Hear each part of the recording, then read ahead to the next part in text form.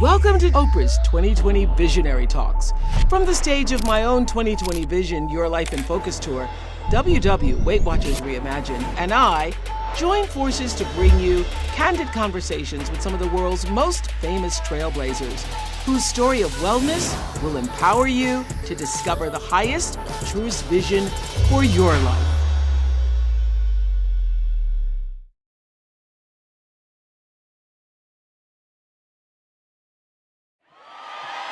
We're ready. So when I decided to hit the road with WW for a full day of wellness, I knew one of the things I wanted to do was to invite some of the country's most influential trailblazers and game-changing thinkers in the world to join me. So these are the rare few who have actually channeled their fame and harnessed their own experiences to become a force for all that it means to be well and to do well in this world. So I'm honored that my very first guest came to Fort Lauderdale to share herself with all of us today. Please welcome the incomparable Lady Gaga.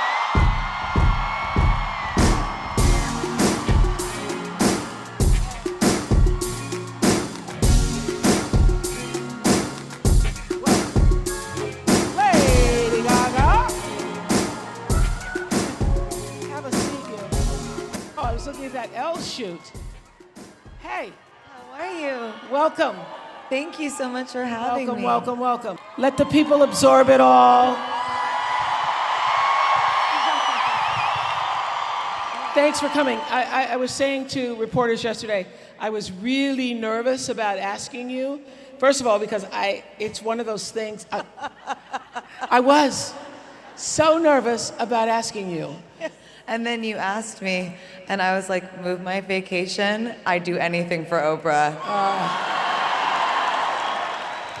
And that's why, because, people are usually on vacation and just sort of getting back into the new year. But the fact that you said yes so immediately, when we were actually having a conversation that ended up in Elle magazine, and you were so forthcoming and so honest, that I was like, we need to be sharing this with some people on the stage.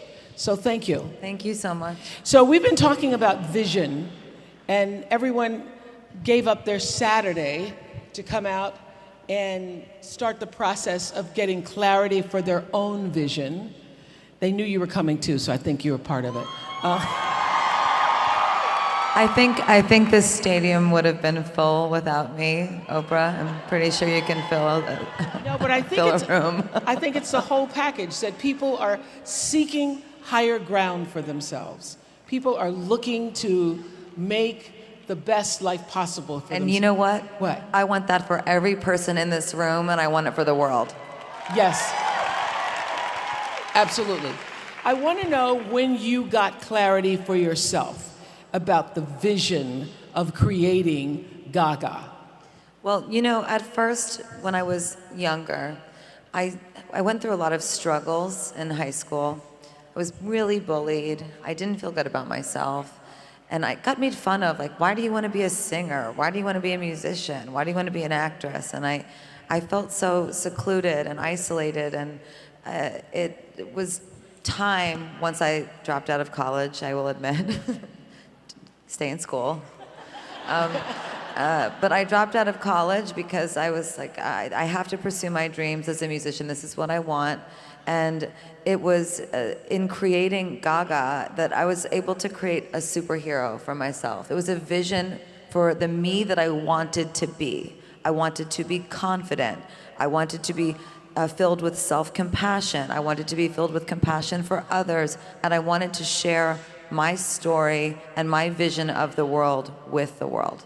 And so you created this sort of alter person, Gaga. Who now has become me also. I mean, I Yes. don't know what happened, but it just sort of went. But that's what happens. When you have a vision for yourself, you see, you can be here, right? And then you have your vision, and then all of a sudden, The two merge. They come together. You become aligned. Yes. And you say that Lady Gaga, the creation of Gaga, actually gave Stephanie the wings to fly. Gaga, myself, has given me the wings to fly. And what I was going to, add is that now, after almost over a decade of being in the industry, I really recognize my position that people are watching me. Now, I could hyper-focus on being objectified or being in tabloids or being gossiped about. But you know what? I'm thinking to myself, oh, the world is watching, and I have something important to say, and I want to change people's lives, and now my mission is different, and I have a responsibility to this whole world. Yes. Because one of the things that we discussed in Elle, one of the things that surprised me when we talked about it in the recent Elle magazine, I was saying, you have spent a lot of time shocking the world. That meat dress was the first time we all were kind of aghast. And you said you have now reached a point in your life where you don't feel the need to create some identity of shocking people. Yes, I think it was something that I enjoyed to bemuse people, so that they would listen to the music and that there was sort of a state of confusion of who is this woman? I'm like, it's kind of like, watching a train wreck, But the truth is that was part of my art form, was how do I get people to see and watch and listen and become engaged with me on a personal level, even though it felt quite superficial, I think, for a lot of people. And it's changed since then because, number one, it's no longer shocking to have pink hair. And number two, I think the most shocking thing that I could possibly do is be completely vulnerable and honest with you about my life, what I've been through, the struggles that I've seen, that I've also been a part of, and share that with the world so that I can help other people who are suffering. And one of those things that I deeply care about is mental health. Yes. Gaga has agreed so graciously to be a part of a series that I'm doing for Apple TV with Prince Harry on mental health, and she's agreed to allow us actually to follow her through a lot of the process. One of the things that struck me when you were at the Oscars and everybody started whispering about, was it true that you and Bradley were, or were not, or were not, or were not? And Gaga, tell them what you told me. I said we did a really good job at fooling everyone. Because they're actors. We created that. They created the whole thing because it wouldn't have worked if you didn't believe that they were in love. I mean, I don't know if everyone here knows who Ginger Rogers and Fred Astaire were, but would you have wanted to watch them perform and look like they hated each other? Yeah. So one of the things I loved was your speech, where you laid it all out there in the few seconds that you had. You said, if you're home and you're watching this right now, all I have to say is this is hard work. I've worked hard for a long time, and it's not about just winning. It's about not giving up. And if you have a dream, fight for it. And this is a part I love so much, y'all. This is worth a quote. There's a discipline for passion. And it's not about how many times you get rejected or you fall down or you've been beaten up. It's how many times you stand up and are brave and you keep on going. I just love that. There's a discipline for passion. Thank you. There is a discipline for passion. And guess what? This book that you've given everyone today, yes, this entire event, this is also an exercise in a discipline of passion for yourself. This is the time that is for you, to give back to you. When you give back to yourself, you sit in a state of gratitude, and then you are able to give to those around you and be kind. That is how we heal the world. So, someone had asked you, what do you see when you look at that Oscar? And you say you see a lot of pain. And was that because of the hard work, or is that because of the actual physical mental pain that you had to go through up until that moment to get it? Well, it's not a huge secret, but some of you might not know in the audience tonight or who's watching. But I struggle with mental health issues, and I struggle also with chronic pain. Some call it fibromyalgia or neuropathic pain. What does that mean, fibromyalgia? What does that mean? That is a very big question, Oprah. So, fibromyalgia is essentially a chronic pain condition that makes your body hurt through your brain. Now, someone that might be watching this that has it might be saying, don't tell me that my fibromyalgia is in my head because my whole body hurts. And even sitting here with you today, I am in head-to-toe pain.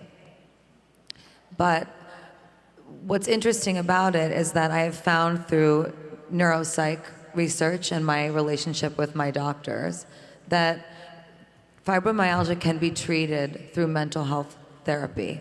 And mental health is a medical condition. It should be treated as a medical condition. It should not be ignored. And So twice you've said you have mental health issues. Yes. What does that mean for you? Because as I was sharing with you on the phone, I have a girls' school with girls who've come from traumatic backgrounds. Yes. And I didn't know until I started the school, because I had this idea that I'm going to create the school and everybody's going to come and they're going to get an education, then they're going to go out in the world and everything's going to be fabulous. I had no idea the impact that trauma yes. has on your mental health. Well, I've shared this with you, and I will share it again, very vulnerably with all of you. I could open my book and read it, but I'll just tell you. So I was raped repeatedly when I was 19 years old, and I also developed PTSD. And As a result of the rape? As a result of being raped, and also not processing that trauma. I did not have anyone help me. I did not have a therapist. I did not have a psychiatrist. I did not have a doctor help me through it. I just all of a sudden became a star and was traveling the world, going from hotel room to garage to limo to stage, and I never dealt with it. And then all of a sudden, I started to experience this incredible, intense pain throughout my entire body that mimicked actually the illness that I felt after I was raped. So what that is Were you called, raped by someone you knew? I was raped by someone that I knew repeatedly, and it was a trauma response. So when you asked me about what fibromyalgia is, what I would like for you to know and to shine a light on is that many people don't know what it is, and we need to all get together and figure this out. And this is how we're going to do it. There's the neuropsych aspect. There's also an immunity aspect, that where there is a possibility that the immune system has something to do with fibromyalgia or trauma response or neuropathic pain, whatever you want to call it. And there's also some similarities in my condition to autoimmune diseases, but fibromyalgia is not an autoimmune disease. So what I take an oath as a commitment today with you is it's 2020, and for the next decade and maybe longer, I'm going to get the smartest scientists, doctors, psychiatrists, mathematicians, researchers, and professors in the same room together, and we are going to go through each problem one by one, and we are going to solve this mental health crisis.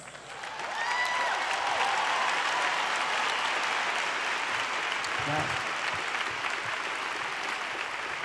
So when you are raped and you have no way of processing that, the triggers come in all forms, in ways that you cannot predict, and show up in your life in areas that at the time you don't know that this is mental illness. You shared with me that you became a cutter. I did. And I have scars.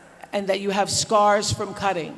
Can you explain to me, because I have girls at my school who cut, and I still to this day don't understand what it means.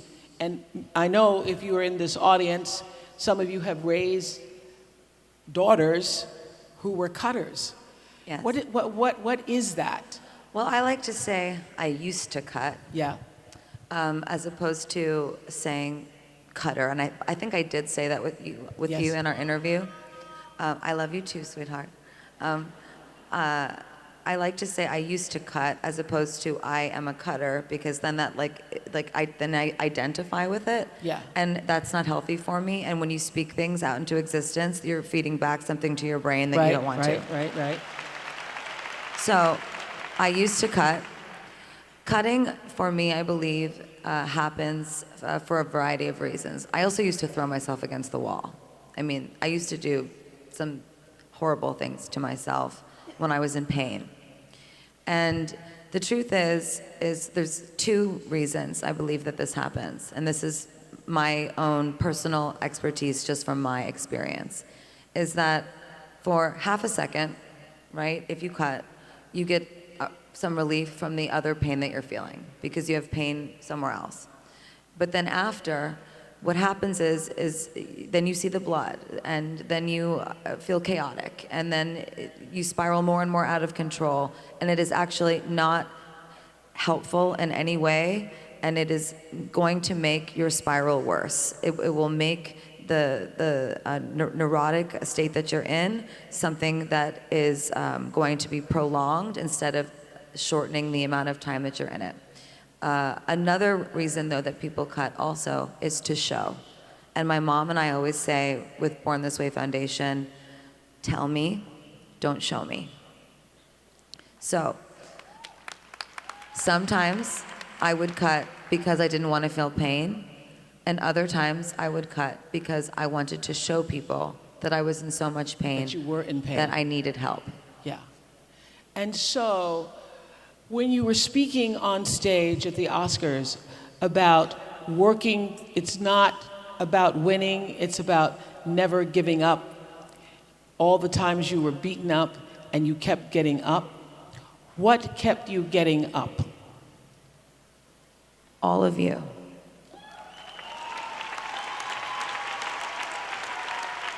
And women like you.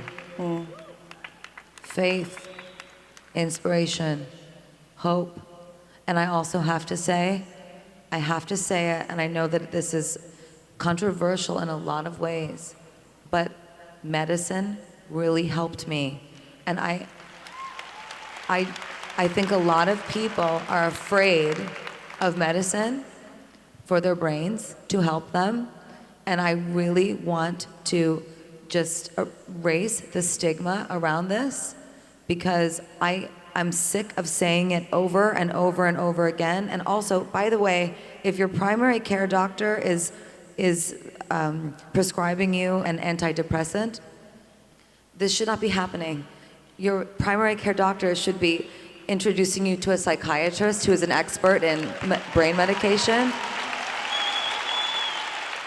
And what moves me so much in this space, and why I want to work so heavily and much more thoroughly through it in the future, is that not everybody has access to these things. And not everybody has the money for these things. And I want the money for it. I want the best doctors in the world. And I want us to understand the brain and all get on the same page about it, so that Gen Z does not have to deal with this the way that we are right now. Mental health is a crisis. And so medication has helped you. Medication's helped me tremendously. I mean, I take an antipsychotic. I'm in the 1.4 percentile of people that do. But And if you didn't take that medicine, what would happen? What would your life be like? I would spiral very frequently, and I would spasm in my sleep. Wow. So, are you able to remain creative in the midst of the pain? Yes. Really? Yes, and that has come from both medicine, therapy, dialectical behavioral therapy, cognitive therapy. DBT therapy, yes. DBT therapy, yes. And also, it's come through something that I learned through DBT, which is called radical acceptance. I am sitting here with arguably the most powerful woman on the planet. Oh, thank you. Thank you. And I have radically accepted that I will put my shame in a box all the way over there and make it very small. And say to myself, I have mental health issues. I take a lot of medication to stay on board. And I'm a survivor.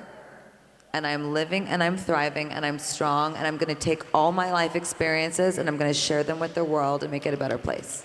Wow.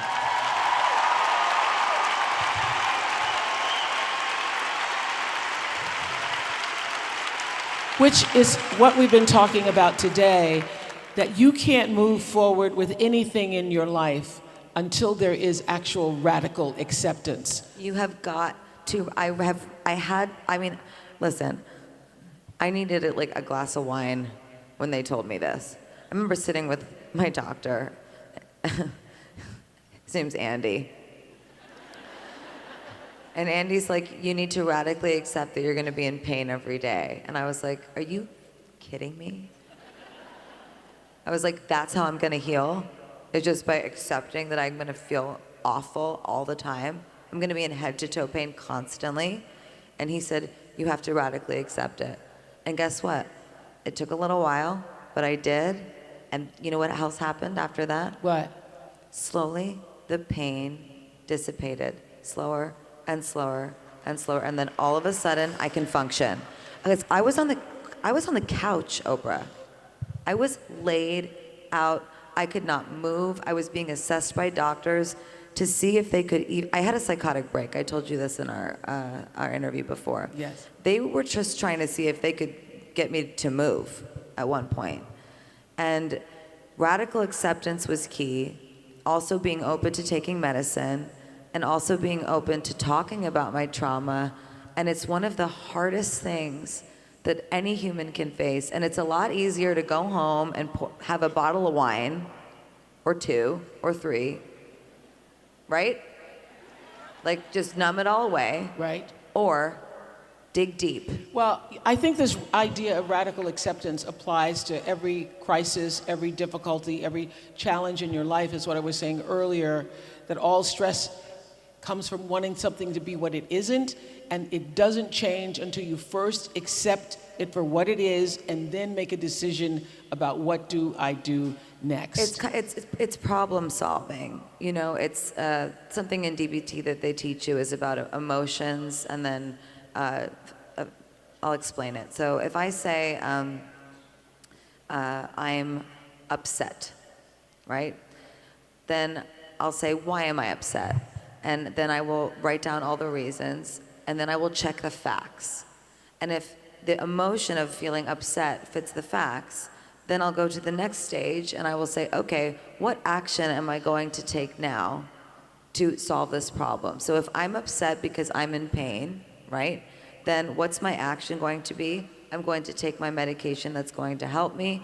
I'm going to reach out to a friend or my doctor and tell them that I'm not feeling well. And I'm going to try to get to the core of the issue inside of me and speak it out into existence and do the cognitive work to say, I am upset because today I am triggered about being raped when I was 19 and I'm having a trauma response, and I'm going to take my medication and I'm going to try to calm down my nervous system as much as possible so that this pain dissipates.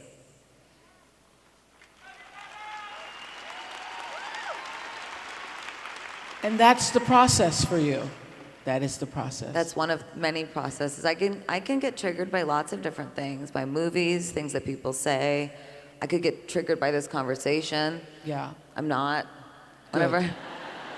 I don't want you to be triggered by this conversation. You know what I found interesting? You became famous really quickly, even though there had been so much work put into getting to the point where we then knew you and you became famous. And you made the decision, or have made the decision, that you're not interested in just fame, but you're also looking for impact. I want impact. I always did. I thought it was just through music at one point. I had some dreams of being an actress. And then it really was a spiritual awakening for me. I mean, I consider myself a spiritual, religious woman. I don't go to church every Sunday, but I do pray every day. I prayed like 8 times before I came out here with you. I was like, God, just tell me what to say. And the truth is that once I became famous, I thought to myself, well, I will, and I want to continue making music. I will and want to continue being in movies. But I want to help people. These people that come to my shows, I don't want to just take your money and sing for you. I want to help change your life. And I have all this life experience. And I can't, when I talk to God, right?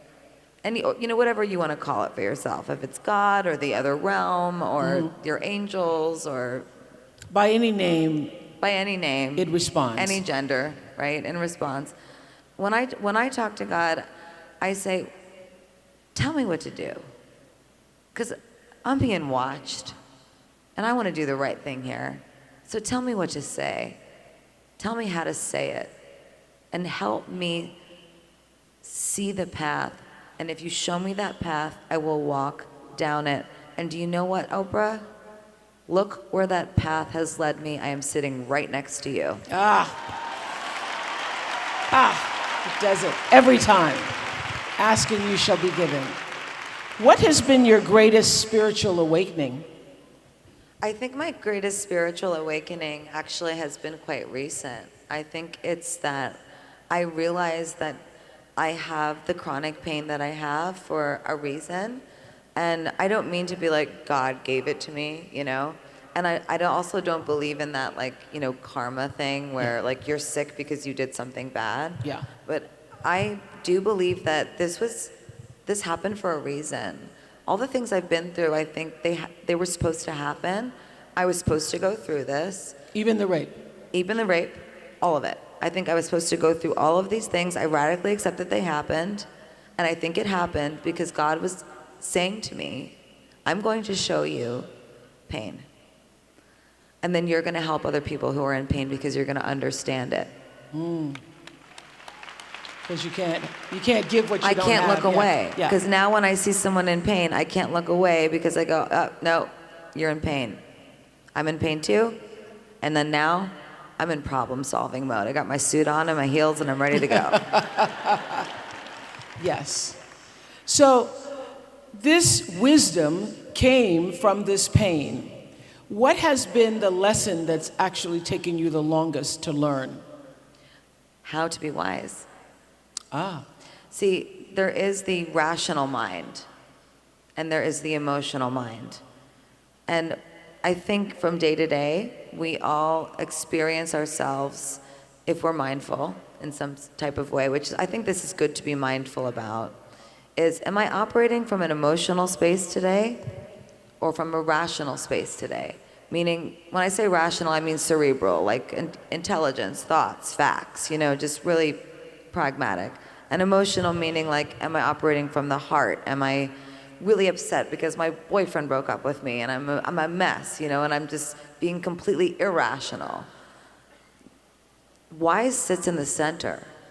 Wise is when you are both rational and emotional at the same time, and those two things meet and you become wise. And that was the lesson that I learned. I mean, I had to learn how to pull myself back from either place and then sit in the center, because actually a psychotic break, and if you look in the brain, or it's sort of a metaphor about the brain, it's like if you're centered, you're in here. Because right? you had a psychotic break. Right? I had a psychotic break. I'll explain what happened. Okay. So here's my brain, right? Here's my center, right?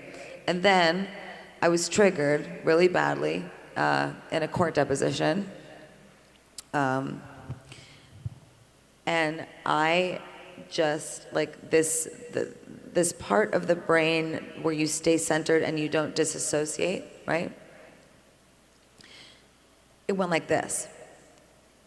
It slammed down. And my whole body started tingling and I started screaming. Where were you? I was in a hospital. And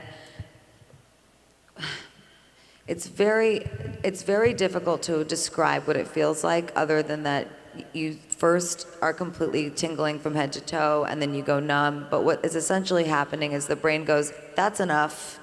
I don't want to think about this anymore. I don't want to feel this anymore. Boom.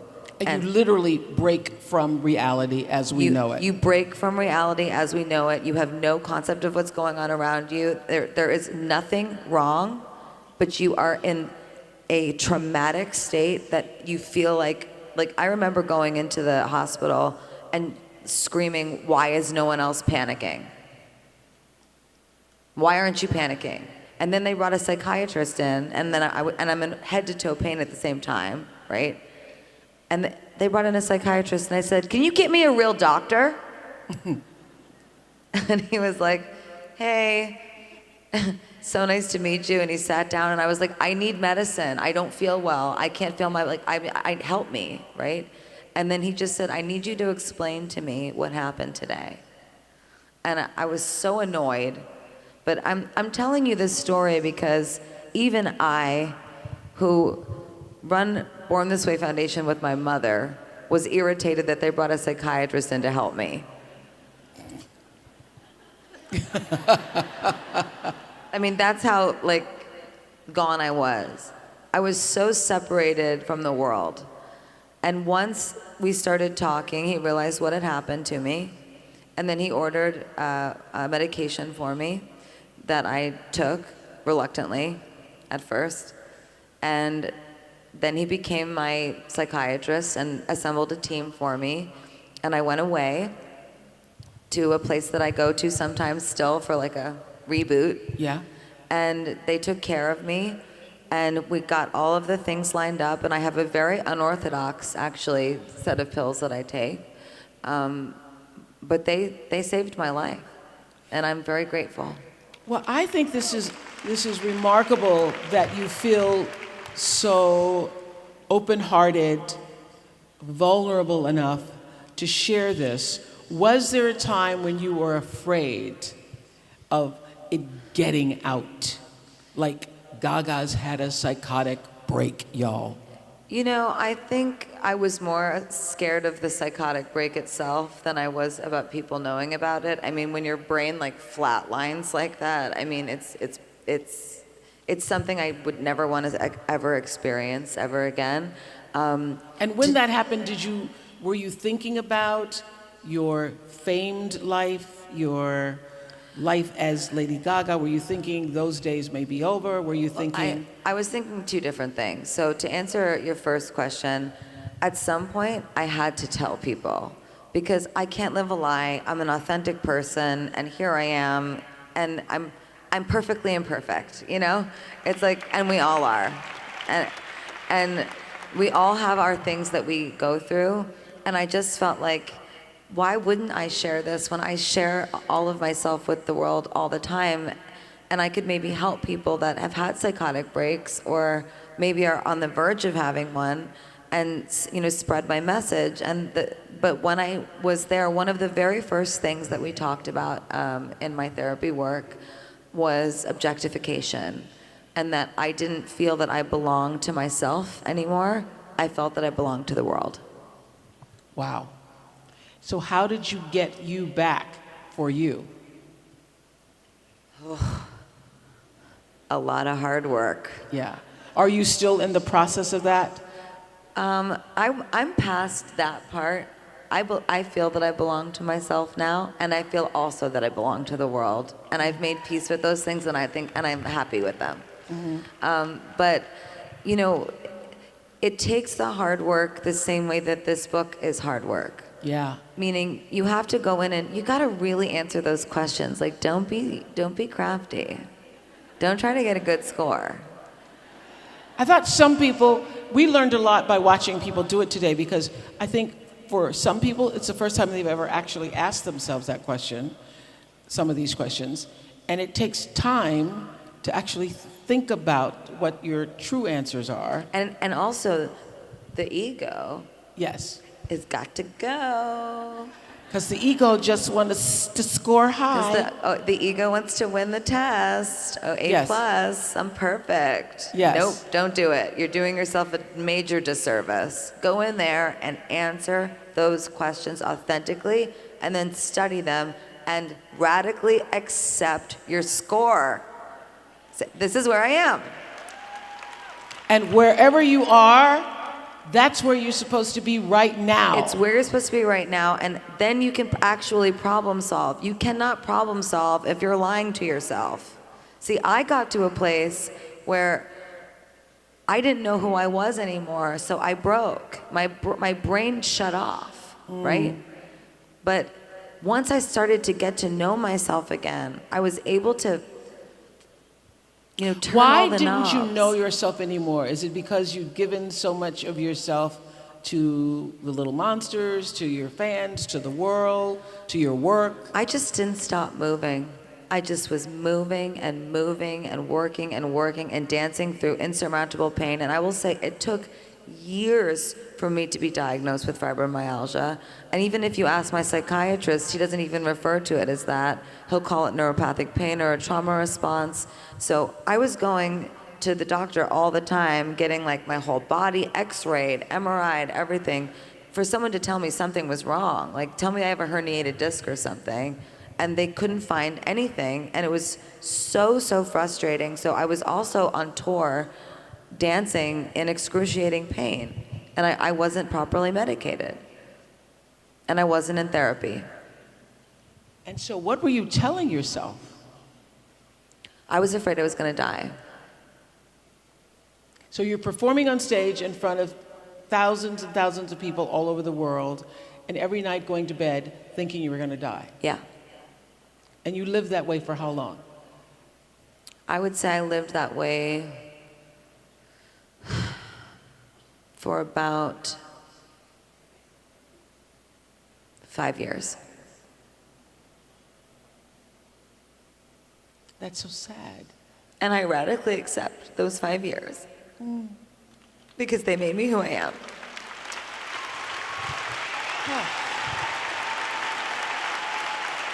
I get that. I get that, but it also feels, Gaga, so lonely. I think we live in this Instagrammed world where everybody wants to be famous and they want to post their lives as they want us to think that it is.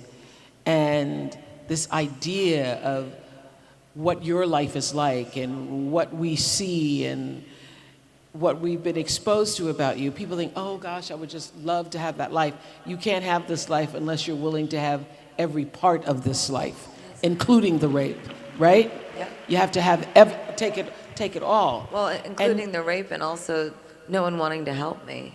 Yes. In an industry where everyone has someone on each other, so no one wants to help you out. Really? Oh yeah. No one wanted to help me. No one wanted to help me go after that person, to put that person where they belong, which is jail. Yeah. And I'm not ashamed of it, but I, through the whole Me Too movement, have made the personal choice not to say who it is, because I choose to not relive it. And that's my personal choice, and I hope that the world respects that. Yes. But let's talk about the loneliness for a moment. I think everybody has this assumption that if you're famous, you're always surrounded by people who are doing things for you and you're being supported and nourished and given everything that people imagine in their lives they would want for themselves. But it's also a lonely journey. It's lonely, and when you have chronic pain, it's extra lonely because it's just you that has it, and you can't make someone else feel it. You feel completely alone. And let me tell you something. I might be famous, but if you think that someone's bringing me caviar all day, they're more likely to be giving me a bowl of ice to dunk my head in so I don't have a dissociative state. So my friends that I work with, I don't ever say that people work for me. They take care of me every single day so that I can be healthy and do my work, do what I love, and also because they so much believe in my mission. And for all of them that are here today, I would like to thank you so much for what you have done for me, my second family. so that I can be here with Oprah and talk to you about this importance of self-care and shine a light on something that is so important. Let's be radical. Let's change things. So you had radical acceptance, and what you just mentioned, looking at yourself from the point of view of, I just said to a reporter yesterday, giving more love to yourself. How did you learn to move from radical acceptance to radical love for yourself first? Well, you know, some days are better than others. Some days I have lots of self-love. Some days I have less. Some days I have lots of self-confidence. Some days I have less. But I had to radically just accept that every day can be different, and that's okay. It doesn't mean we're not moving forward. If you know, in therapy, they say sometimes when you take 3 steps forward, you might also take 1 step back. What's important is to try to keep tabs on making sure that if you take 2 steps forward, you don't also do something that takes you 10 steps backwards at the same time. So, you know, my practice and my commitment is gratitude.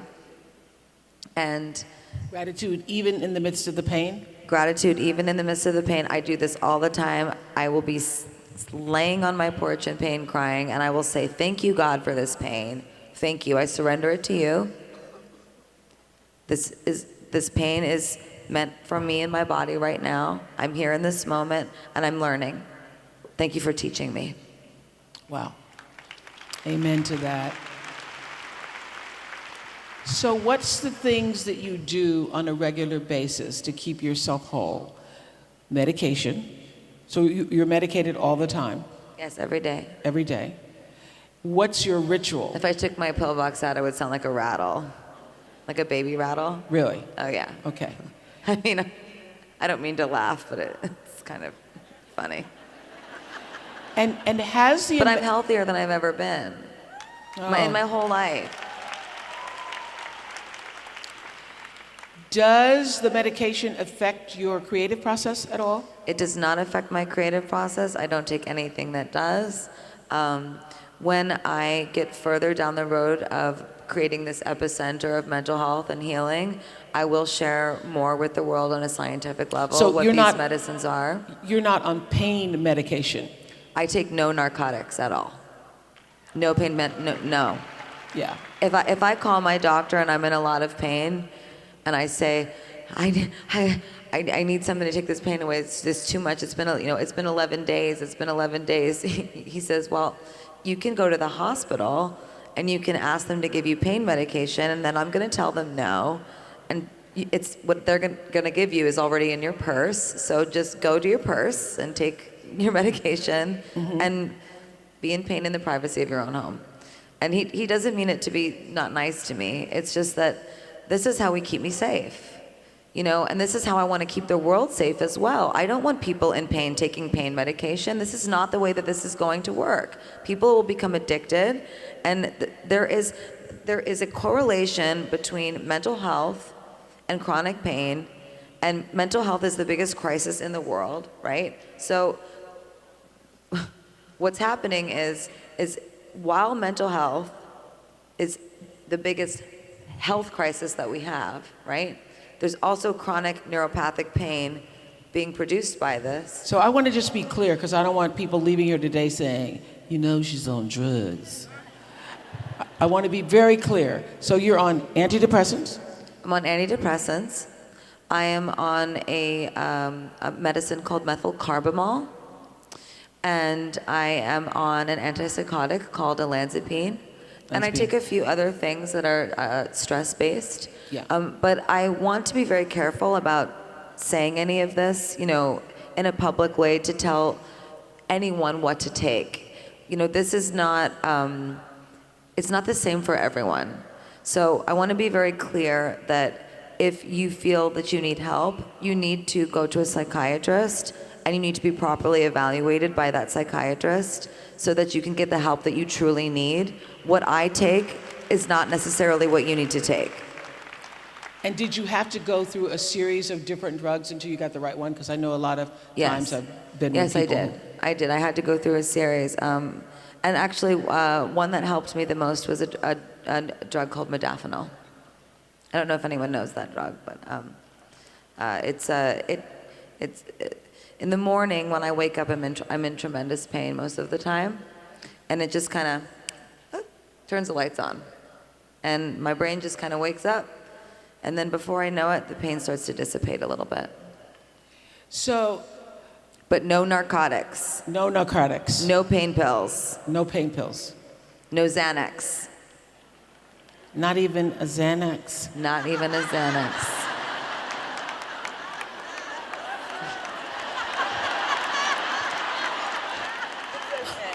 Okay. I'm not judging you. Okay, don't.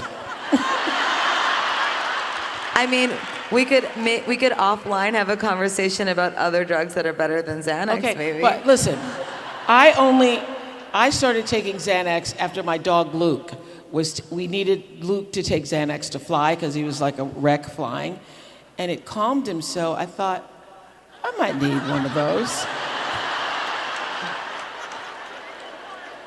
Yeah. So when I'm traveling, Traveling or when you sign your tax returns, probably. when I'm traveling, no. When I'm traveling, and I'm in various time zones and I can't get to sleep, I take a half of one of Luke's pills. Sometimes. You looked at me with such shame in your eyes. There is no shame in Okay, your I'm just Xanax. telling you. It's okay. Okay, good. There's no shame. Like, I have my baby rattle, okay, Okay. and you have your Xanax, and we all need our things. I don't okay? call it Xanax, I call it Luke's pills. what Luke's? Because my dog was named Luke. My Luke's Luke. pills. Anyway. No shame.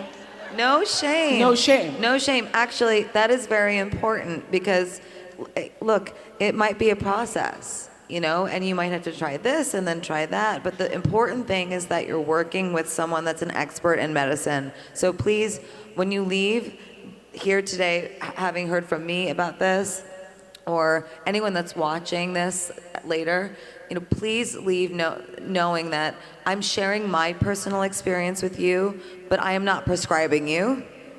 For sure. We got that, right? You understand? Yes. Okay. And I am not at liberty to prescribe you. I just am sharing my story, and I have an unorthodox box of medication, and it has changed my life. So you use medication, but you also do many other things to keep yourself spiritually sound and centered. So I meditate. Yeah. I do transcendental meditation. It's great. Yeah. Bob Roth taught me. Bob Roth taught me. Okay. Isn't he great? He's great. Sorry. Okay. So I do that, and when I slip up on it, you know, it's not the best because it's like it's better when I do. And sometimes I can be in a ton of pain and meditate, and it goes away. It's amazing. I also work out every day, but I also listen to my body. So if I'm in a lot of pain and deep stress, I might not do either as hard of a workout, or I might, you know, not work out at all. I do listen to my body, and I listen to what it's telling me. I do talk therapy, dialectical behavioral therapy, and I also do lots of other things like opposite action, for example. So let's say you're feeling really depressed and you're at home and you've been at home for 7 days straight and you just can't leave the house, and you practice opposite action. Someone invites you to go somewhere, or you reach out to a friend and you say, hey, you want to play a game of poker? Get up, get in your car, and go. Opposite action. That's something that I do all the time.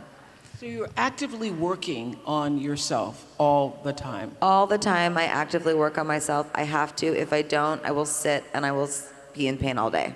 So when is the process of creating LG6 happening?